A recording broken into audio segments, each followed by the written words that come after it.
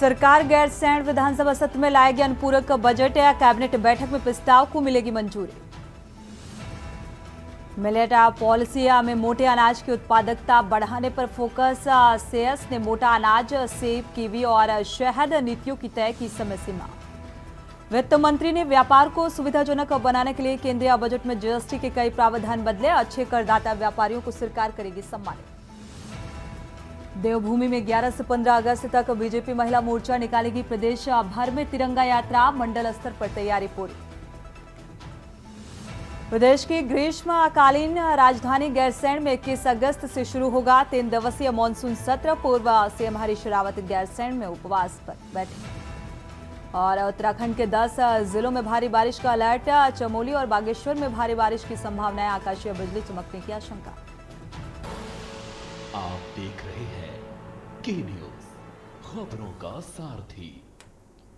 खबर उत्तराखंड के साथ में सूरी चौहान। खबरों की शुरुआत अहम खबर के साथ। हाल ही में एक निजी समाचार पत्र में राजधानी देहरादून के अस्पताल की प्रसूति विभाग में प्रसव कक्ष में बेड खाली होने की बात देखी गई थी और इस पर दून मेडिकल कॉलेज और अस्पताल की प्राचार्य डॉक्टर गीता जैन ने नाराजगी भी जताई और इसके साथ ही कुछ मामले गर्भवती महिलाओं को प्रसव के लिए दूसरे अस्पताल में रेफर करने के भी देखने को मिले और इसकी तस्वीर समाचार पत्र में देखी गई। प्रसूति विभाग के जो ट्रायल्स एरिया की तस्वीर जहां पर बेड खाली रहते हैं ताकि आवश्यकता के अनुसार मरीज को वहां पर रखा जा सके। और साथ ही उन्होंने कहा कि आमतौर पर हम किसी भी मरीज को दूसरे अस्पताल के लिए रेफर नहीं करते, लेकिन कई बार मरीज ज़्यादा होने की वजह से या 2 से 3 होने की वजह से यहाँ पर रख लिया जाता है और इसके लिए मरीज को उनके परिजनों से पहले बात भी की जाती है और या फिर कभी बच्चे के जन्म के बाद NICU में बेड खाली ना मिल पाए तो मरीज अपनी मर्जी से दूसरे अस्पताल में चला जाता है। देखिए ऐसा है ना कि वो जो आप लोगों ने दिखाया वो ट्राइज एरिया में जो है वो बेड्स खाली थे। तो ट्राइज एरिया में हमेशा बेड्स खाली रखे जाते हैं। जब ट्राइज एरिया पेशेंट आता है तो भाई जब जहाँ पहली बार हम लोग देखते हैं तो कोई पेशेंट ऐसा होता है कि किसी की डिलीवरी होनी है तो सीधे लेबर रूम चला जाएगा। कोई शुरुआत में आया तो लेबर वेटिंग में जाएगा या किसी का इमीडिएटली सिजेरियन की ज़रूरत है तो उसको हम सीधे OT में लेके जाएंगे। तो ट्राइज एरिया हमेशा खाली रखा जाता है। और जहाँ तक रेफरल वाली बात है तो रेफर यूजुअली हम लोग नहीं करा जाता है, लेकिन कई बार जैसे ऐसा होता है कि जैसे मान लीजिए सपोजिंग मेरे पास जो है पेशेंट ज़्यादा पेशेंट आ गए तो पेशेंट्स को डबलिंग या कई बार ट्रिपलिंग भी हो जाती है। तो पेशेंट्स को ये समझाया जाता है कि अभी हम आपको बेड दे रहे हैं, लेकिन इन केस अगर ज़्यादा मरीज आ गए तो आपको डबलिंग हो सकती है। तो ऐसे में कई सारे पेशेंट्स फिर स्वतः ही चले जाते हैं कि नहीं हम तो डबल बेड हम डबलिंग नहीं चाहते हैं। एक तरफ जहां देश 77वां स्वतंत्रता दिवस मनाने की ओर अग्रसर है, दूसरी तरफ उत्तराखंड में कांडा क्षेत्र के तल्ला तिपोला गांव की नारी शक्तियां अति संवेदनशील और गैर जिम्मेदार सरकारों और जनप्रतिनिधियों को 77 सालों से झेल रही है। मल्ला तल्ला तिपोला तक 4 किलोमीटर सड़क अभी तक नहीं बन पाई है। बागेश्वर के पूर्व विधायक और स्वर्गीय चंदन रामदास के कार्यकाल में भारत सरकार से स्वीकृति हुई सड़क अभी तक अस्तित्व में नहीं आ पाने के कारण और तिपोला की बीमार हुए मरीजों को डोली के माध्यम से पहाड़ की पगडंडी के सहारे नदी पार कराने को लोग मजबूर हैं। ग्रामीण महिलाएं जान हथेली में रखकर पहाड़ की पगडंडी और नदी पार करते हुए नजर आते हैं और तल्ला तिपोला गांव के हालात जो है नाजुक हैं। गांव तक पहुंचने के लिए नदी को पार करना पड़ता है और गांव में डोली उठाने के लिए पुरुष नहीं बचे हैं। पहाड़ से हुए पलायन के बाद महिलाओं ने मोर्चा संभाला। बागेश्वर प्रशासन ग्रामीण इलाकों में दवाइयां पहुंचा पाने में फेल हैं और कांडा कमस्यार की बहुत बड़ी ग्रामीण आबादी स्वास्थ्य केंद्र कांडा के भरोसे जी रहे हैं और स्वास्थ्य विभाग बागेश्वर सड़क से दूर गाँव में दवा और डॉक्टर नहीं पहुंच पा रहे। पहाड़ की विषम जो परिस्थितियों में महिलाओं का हौसला सराहनीय। सारे महिलाओं द्वारा यहाँ पर बुजुर्ग एक महिला को ग्राम इतनी बड़ी समस्या यार के महिलाओं को, जैसे कि देख सकते हैं आप ग्राम पंचायत जेठाई एक तो तल्ला तिपोला जो कि बागेश्वर पिथौरागढ़ के सीमावर्ती इलाके में आता है और जिसकी सीमा लगभग ये हमारी महिलाएं तल्ला तिपोला की प्राथमिक एक चिकित्सालय ले जाते हैं। उत्तराखंड के लोक पर्व हरेला के अवसर पर धामी सरकार ने सभी विभागों के साथ मिलकर 15 अगस्त और तक कुल 50 लाख पौधे लगाने का लक्ष्य रखा है, जिसे देखते हुए उद्यान विभाग अपना लक्ष्य पूरा कर लिया गया है। और इस बात को लेकर देहरादून के मुख्य उद्यान अधिकारी MP शाही ने कहा है कि हरेला को लेकर जिला स्तर पर हमें 50,000 पौधे लगाने का लक्ष्य दिया गया था, जिससे बढ़कर हमने अपने विभाग और संस्थाओं के माध्यम से 75,000 पौधे लगाए। और साथ ही उनको ये भी कहा कि जिला योजनाओं में भी हमने हरेला को देखते हुए पौधारोपण का कार्य शुरू किया था। लगभग 1,24,000 फलदार पौधे जिले भर में लगाए गए।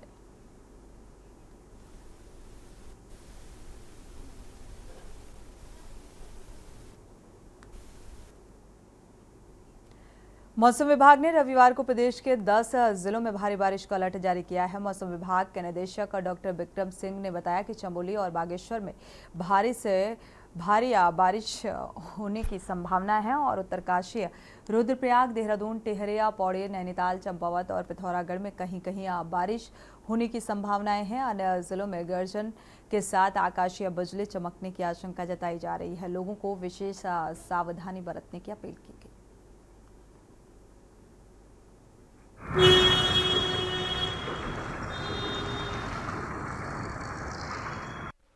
कई जो लोग आवागमन कर रहे हैं वो बहुत सावधानी रखें। रास्ते बंद में कहीं कहीं इन डिस्ट्रिक्ट्स में खासकर जहाँ पे भारी से बहुत भारी वर्षा है, या इसी तरह घाट गदरों में भी पानी बढ़ेगा।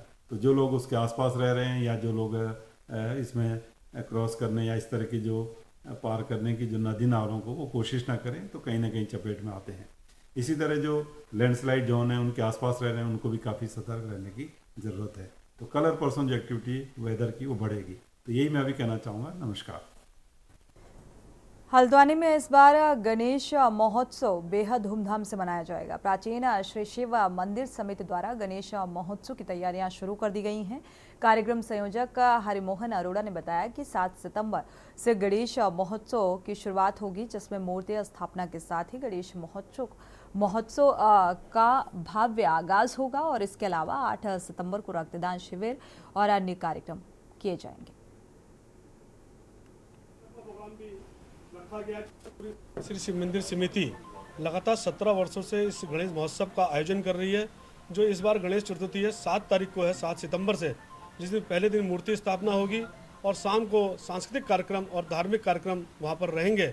और इसी कार्य को, धार्मिक कार्य को सामाजिक कार्य से जोड़ते हुए प्राचीन श्री शिव मंदिर समिति ने 3 वर्ष पूर्व जब कोरोना काल आया था उसमें रक्तदान का शिविर का आयोजन करा था। उसको लगातार चौथी बार वो बृहद और विशाल रक्तदान शिविर इस बार कृष्णा मैरिज गार्डन में 8 तारीख को 10 बजे से आरंभ होगा, जिसमें प्राचीन श्री शिव मंदिर समिति लगभग 150 रक्त डोनेटों को वहां पर व्यवस्था करेगी। हल्द्वानी में बहुत उत्साह के साथ मनाया जाता है और हमारी जो संस्था है जिसमें मैं संरक्षक हूँ, विगत 17 वर्षों से ये लगातार यहाँ पर बहुत सुंदर आयोजन गणेश महोत्सव के दौरान होते हैं।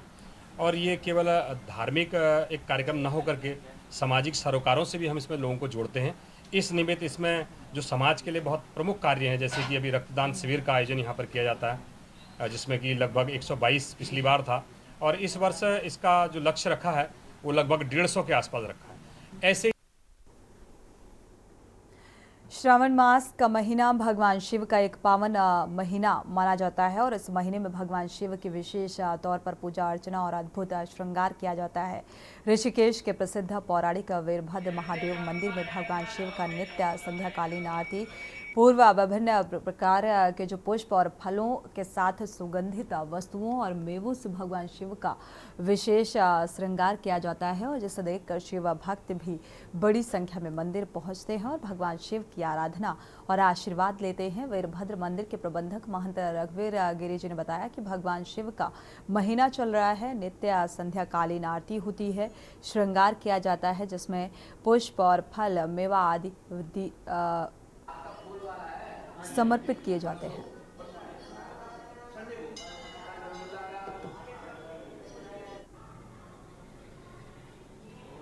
सावन का महीना साल का सबसे महत्वपूर्ण है और जितने हमारे हिंदू धर्म में सावन का महादेव को प्रसन्न करने के लिए तरह तरह का श्रृंगार करते हैं, फूल का करते हैं, मिष्ठान का करते हैं, फल का करते हैं, सब्जी का करते हैं। मैंने अन्य प्रकार का श्रृंगार करते हैं महादेव को प्रसन्न करने के लिए। महादेव का श्रृंगार करेंगे, पूजा करेंगे तो हमको आशीर्वाद मिलेगा, हमको फल मिलेगा, हमारा जीवन सुधरेगा। इसलिए सावन मास बहुत महत्वपूर्ण है। सर, सावन के महीने में एक तो सबसे पावन पवित्र महीना हमारे सनातन में सावन का है, तो मैं हर दिन यहाँ पर आता हूँ। जब मैं यहाँ पर डेली महाराज जी के द्वारा, भक्तों के द्वारा यहाँ पर देखता हूँ कि डेली नए नए प्रकार के यहाँ पर लोग जो श्रृंगार कर रहे हैं, सामान ला रहे हैं, महाराज जी द्वारा डेली श्रृंगार हो रहे हैं भगवान भोले शिवलिंग का, तो मन इतना प्रफुल्लित हो जाता है। मैं देखो जैसे कि साक्षात शिव भगवान ने हमें यहाँ पर बुलाया हो। मैं डेली शाम को बिजी रहता हूँ, लेकिन पता नहीं क्या भगवान की ऐसी लीला होती है कि मुझे शाम को 6 बजे ऐसा मन में ये होता है कि मुझे बुलावा आ गया, मैं यहाँ आ जाता हूँ। मानसून के दौरान डेंगू की समस्या और बढ़ जाती है। राजधानी देहरादून की बात की जाए तो यहाँ अब तक डेंगू का एक भी पॉजिटिव केस नहीं आया है। देहरादून के मुख्य नगर स्वास्थ्य अधिकारी अविनाश खन्ना ने बताया कि गत वर्षों जुलाई अंत तक 150 केस डेंगू के सामने आए थे, लेकिन इस वर्ष अभी तक एक भी मामला दर्ज नहीं किया गया और इससे पता चलता है कि डेंगू को लेकर सरकार के प्रयास सकारात्मक हैं।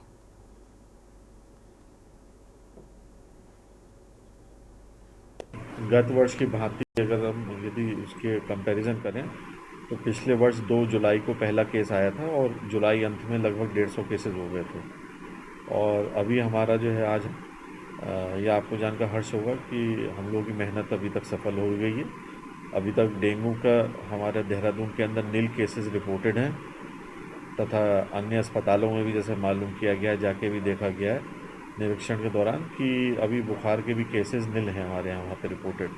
तो इसका मतलब है कि अभी हम लोग काफ़ी अच्छे तरीके से अभी तक इस स्थिति को हम लोग जो है नियंत्रण में रखे गए हैं तथा हमारी कार्य योजना इस तरीके से बनाई गई है कि आने वाले दिनों में भी हम इसका डटकर मुकाबला करेंगे। वक्त एक छोटे से ब्रेक का, लौटेंगे जब। आप देख रहे हैं के न्यूज़, खबरों का सारथी। ब्रेक से वापस आ रहे हैं, रुक करते हैं खबरों का। खबर रामनगर से है, जहां प्रशासन की टीम ने देर रात लगातार मिल रही ओवर रेटिंग और अन्य कई शिकायतों पर रामनगर में स्थित रानीखेत स्थित रोड, भवानीगंज, पेरोप आदि क्षेत्रों में स्थित देशी और विदेशी मदिरा की दुकानों में छापेमारी कार्रवाई की और छापेमार कार्रवाई में रामनगर उप जिलाधिकारी राहुल शाह, तहसीलदार कुलदीप पांडे, आबकारी निरीक्षक उमेश हनवाल सहित अन्य अधिकारी भी मौजूद रहे। इस दौरान टीम को लगभग सभी दुकानों को ओवर रेटिंग की शिकायत मिल रही थी और प्रत्यक्ष तौर पर टीम ने ओवर रेट में शराब बेचते हुए सेल्समैन को पकड़ा भी। दुकानों का निरीक्षण भी किया गया। ओवर रेटिंग बिलिंग मशीन खराब दुकानों के बाद रेट चस्पा कर नहीं मिलना और सीसीटीवी चालू हालत में नहीं मिलने पर कार्रवाई की गई और टीम द्वारा भविष्य के लिए सभी को हिदायत भी दी गई तो कमियों को दूर कर व्यवस्थाओं को दुरुस्त किया जाए। साथ ही शराब की दुकानों में स्टॉक रजिस्टर अनुरक्षित नहीं पाए गए। बीच में कई बार ओवर रेटिंग की शिकायतें प्राप्त हुई थी और इस संबंध में जिलाधिकारी महोदय द्वारा भी निर्देश दिए गए सभी ऐसी दुकानों का निरीक्षण कर लिया जाए। उसी क्रम में आज रामनगर अंतर्गत जितनी भी हमारी अन्य व्यापी थी जिनकी दुकानें थी उनका निरीक्षण किया गया। निरीक्षण में ये पाया गया कि ज्यादातर जगह ओवर रेटिंग की शिकायतें सही पाई गई है। कुछ केस में ओवर रेटिंग होने की पुष्टि हुई है। ऐसे में उन संबंधित अन्य व्यापी के विरुद्ध अर्धदंड की संस्तुति की जाती है। 50,000 का जुर्माना इसमें लगाया जाता है ओवर रेटिंग के केस में। उसकी जांच की जाएगी। आबकारी निरीक्षक को इसमें बुलाया गया, वो अपने स्तर से जांच करके बताएंगे कि कौन सा बैच कौन सी दुकान का है। मुख्य विपक्षी दल कांग्रेस पार्टी की केदारनाथ प्रतिष्ठा रक्षा यात्रा के स्थगित होने के बाद बीजेपी लगातार कांग्रेस पर तंज कसती है और बीजेपी का कहना है कि केदार बाबा भी नहीं चाहते थे कि कांग्रेस की ये यात्रा पूरी हो और जिसके रूप में केदारनाथ क्षेत्र में आपदा आई और इस पर कांग्रेस से पूर्व मुख्यमंत्री हरीश रावत ने पलटवार करते हुए कहा कि इस यात्रा ने सरकार की बहुत सारी विफलताओं को आगे लाने का काम किया और साथ ही उन्होंने कहा कि बीजेपी की छोटी दृष्टि है कि कांग्रेस की यात्रा स्थगित होने पर केदार बाबा को इसका श्रेय दिया जा रहा है। आपदा की कीमत कई मासूम लोगों को अपनी जान गंवाकर चुकानी पड़ी, लेकिन बीजेपी इतनी क्रूर हो रही है कि इस आपदा में भी अपने राजनीतिक विरोधी का नुकसान देख रही है। भी था, ये एक यात्रा थी जिसने केदारनाथ के बहुत से जुड़े हुए बहुत सारे सवालों को सरकार की विफलताओं को आगे लाने का काम किया। मगर भाजपा की छोटी दृष्टि देखिए, वो केदार बाबा को इस बात का वो दे रहे हैं कि केदार बाबा नहीं चाहते थे कि कांग्रेस ये यात्रा निकाले, इसलिए आपदा आई और आपदा के कारण कांग्रेस को यात्रा स्थगित करनी पड़ी। इस आपदा की राज्य को क्या कॉस्ट, क्या मूल्य अदा करना पड़ा है, कई जाने भी गई, जो अब धीरे धीरे बातें सामने आ रही हैं। युवाओं को तंबाकू की लत से बचाने के लिए स्वास्थ्य विभाग लगातार कार्य कर रहा है। इस बात को लेकर देहरादून की सीएमओ डॉक्टर निधि रावत ने कहा है कि युवाओं को जागरूक करने के लिए विभिन्न तरह के कार्यक्रम किए जाते हैं, जिसमें स्कूलों में जागरूकता कार्यक्रम करते हैं और साथ ही उन्होंने कहा कि IEC के माध्यम से हम जन जागरूकता अभियान करते हैं। पुलिस के साथ मिलकर हम चालान की कार्रवाई भी करते हैं और इसके क्रम में हमने 3 कॉलेजों का निरीक्षण किया और आने वाले समय में 3 और कॉलेजों का निरीक्षण किया जाएगा। ये है कि टोबैको के जैसा आपको पता ही है कि पूरा का पूरा जो है हमारी जनरेशन्स को, जो फ्यूचर जनरेशन है उनको हमको टोबैको से बचाना है। तो इसमें जो है, चूँकि मैं राष्ट्रीय कार्यक्रम की ACMO हूँ और मेरे अंदर ये जो है टोबैको प्रोग्राम जो है ये रन किया जाता है। इसमें हम विविध तरह की एक्टिविटीज़ करते हैं। एक तो हम स्कूलों में अपना जो है कार्यक्रम करते हैं, दूसरा IEC के माध्यम से हम जन जागरूकता फैलाते हैं। पुलिस के साथ और स्वयं भी जो है उनके कन्वर्जेंस के रखते हुए हम इसमें चालान भी करते हैं। मोरोवर कॉलेजेस में भी फिलहाल अभी तक हमने 3 कॉलेजेस को कवर करा है और आगे भी आगामी मंथों में हम 3 मोर कॉलेजेस में भी अपना ये कार्यक्रम करेंगे।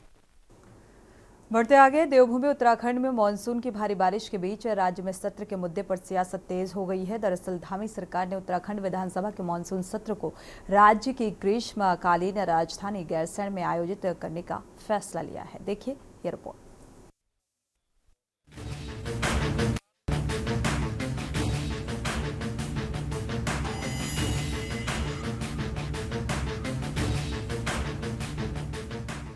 उत्तराखंड की धामी सरकार मानसून की भारी बारिश के बीच पहाड़ पर सत्र कराने जा रही है।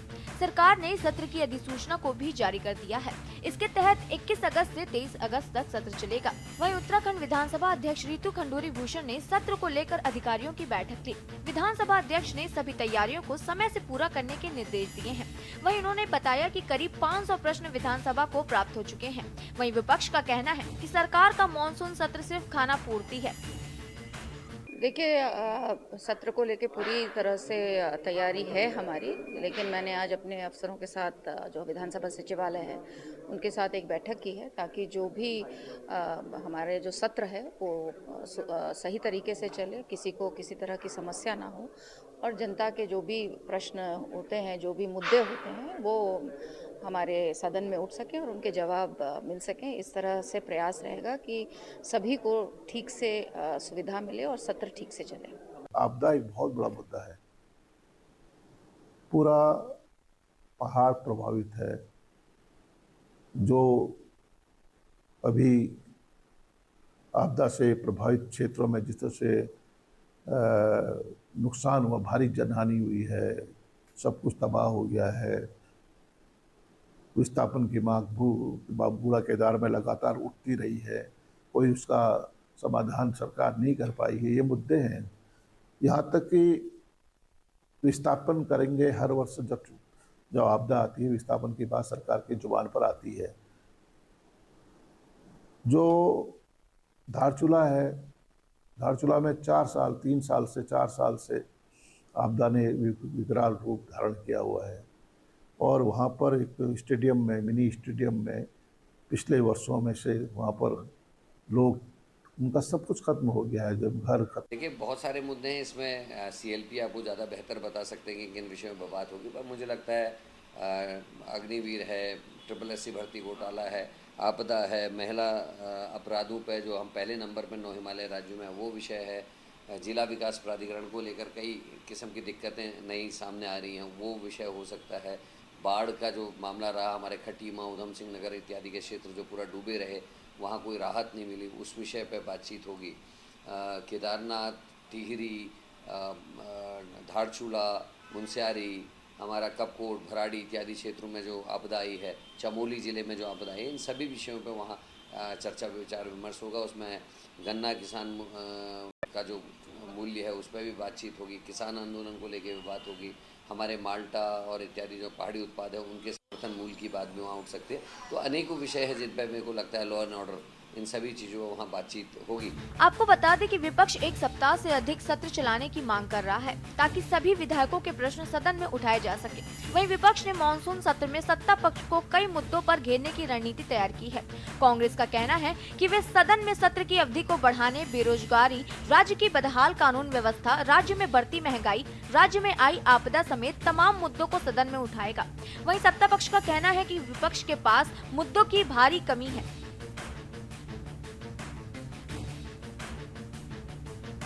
सड़कों का काम शुरू किया जाए, जैसे बरसात बंद होगी सड़कों का काम शुरू हो रहा है, काम हो भी रहा है निश्चित रूप में, और कहीं पर बहुत ही सड़क टूट गई है तो उसके लिए वैकल्पिक मार्ग हम बनाएंगे निश्चित रूप में, बेली ब्रिजेस लगाएंगे और उसके लिए काम चालू है। और निश्चित रूप में आने वाले समय में हम चाहेंगे कि हमारी यात्रा फिर से शुरू हो जाए। हम है सदन अगर जिस हिसाब से प्रश्न आए हैं 500 के लगभग प्रश्न हैं तो कम से कम एक हफ्ते का सत्र होना चाहिए। एक दिन में कितने सवालों का जवाब दे पाओगे आप? मुश्किल से आप देखना, जो हमने सदन देखा है 1 घंटे का समय प्रश्नकाल के लिए होता है, 3 या 4 सवालों के जवाब आप दे पाते हो। तो कोशिश ये होनी चाहिए कि सदन ज़्यादा दिन चले ताकि राज्य के मुद्दों में बहस हो। इस समय राज्य में आपदा का मामला बहुत बड़ा है, 2 दिन को उसी के लिए बहस के लिए चाहिए, उस मुद्दे में बहस चाहिए। और अन्य मुद्दे, बेरोजगारी है, नौजवान जगह जगह हड़ताल हो रही है, कर्मचारी हड़ताल में है, प्रदेश के आर्थिक हालात ठीक नहीं है, इन मुद्दों में भी चर्चा होनी चाहिए। तो हमारा तो निवेदन ये है सरकार से भी और विधानसभा अध्यक्ष जी से कि कम से कम 1 सप्ताह का सदन चलना चाहिए। देखिए, सत्ता पक्ष हमेशा प्रदेश के जनमानस के हित में काम कर रहा है, लगातार प्रयास कर रहा है कि किस तरह से विकास के कार्य को हम अंतिम छोर तक पहुंचाने का काम करें। पूरे प्रदेश के अंदर इस वक्त पुष्कर सिंह धामी जी लगातार विकास को गति देने का काम कर रहे हैं और विपक्ष केवल और केवल आरोप और प्रत्यारोप लगाने की बात करता है। कोई भी मुद्दे ऐसे नहीं है, वो घिसे पीटे उन मुद्दों को लाने का काम करते हैं जिनका अभी कोई औचित्य भी नहीं है, जिनकी कोई अभी तक जरूरत भी नहीं है। तो मुझे लगता है कि कांग्रेस को पहले मंथन करना चाहिए, चिंतन करना चाहिए और क्या विषय जनता के होने चाहिए और जनता के हित में क्या हमें काम करने चाहिए, उस पर ज़्यादा उनको देखना चाहिए। रही बात महंगाई को लेकर के या अन्य और दूसरे मुद्दों को लेकर, तो जहां पर कांग्रेस की सरकार है वहां वो उन्होंने कितनी कम महंगाई को करा है, जरा ये भी वो बता दें। अपने भी उन राज्यों के बारे में जरा वो बताने का काम करें जो हमेशा आरोप लगाने का काम करते हैं। तो कांग्रेस के पास ना ही पहले कुछ काम करने के लिए जनता ने दिया और ना ही अब उनके पास कुछ काम करने के लिए पुष्कर सिंह धामी जी के नेतृत्व में बहुत ही बेहतर काम इस प्रदेश का हो रहा है। तो कांग्रेस केवल और केवल झूठ और भ्रम की स्थिति पैदा करके जनता को भ्रमित करना चाहती है और केवल अवसर तलाशने का काम करती है हर बार राजनीति को लेकर के। तो मुझे लगता है कि इस तरह की राजनीति विपक्ष को नहीं करनी चाहिए, बल्कि सत्ता के साथ कंधे से कंधा मिलाकर के सकारात्मकता के साथ में और पॉजिटिव वे में आकर के सरकार का साथ देना चाहिए। कुल मिलाकर राज्य में मानसून की भारी बारिश के बीच उत्तराखंड विधानसभा के मानसून सत्र पर सियासत गर्मा गई है। विपक्ष के तेवर से साफ है कि सदन की बेहद ही हंगामेदार शुरुआत होने जा रही है। हालांकि बड़ा सवाल ये है कि क्या मानसून सत्र में जनहित से जुड़े कार्य हो पाएंगे? क्या विपक्ष सदन में सरकार की घेराबंदी तथ्यों के साथ कर पाएगा? क्या कांग्रेस को सदन में उठाए जाने वाले मुद्दों पर एक बार फिर मंथन की जरूरत है? सवाल तो ये भी है, क्या धामी सरकार का ये सत्र सिर्फ खाना पूर्ति है? Uttarakhand desk report. इसी के साथ बुलेटिन में इतना ही। आगे खबरों के लिए आप देखते रहिए के न्यूज़ इंडिया। आप देख रहे हैं के न्यूज़, खबरों का सारथी।